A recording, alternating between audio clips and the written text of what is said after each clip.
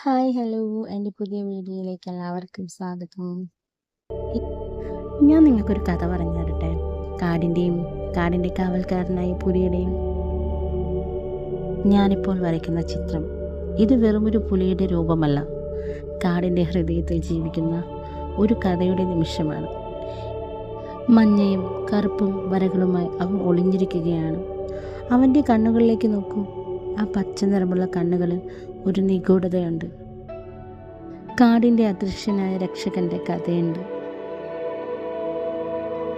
അവൻ്റെ പേരാണ് കാടൻ. കാടിൻ്റെ ഓരോ ഇലനക്കവും അവനറിയാം.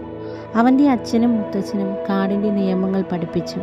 ഒറ്റയ്ക്ക് വേട്ടയാടുക, നിശബ്ദനായി ഇരയെ തേടുക, കാടിനെ സംരക്ഷിക്കുക.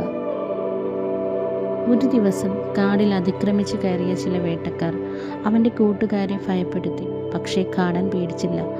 അവൻ്റെ കണ്ണുകൾ കനലെരിയുന്ന പച്ചനിറമായി മാറി.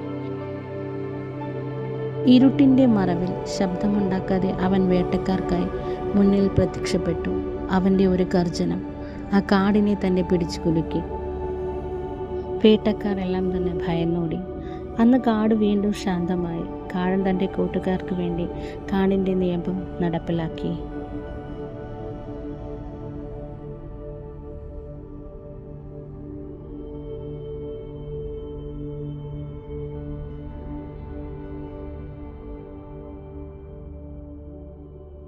ഈ ചിത്രത്തിലെ കാടൻ അവൻ വെറുമൊരു മൃഗമല്ല, കാടിൻ്റെ ധീരനായ സംരക്ഷകനാണ്.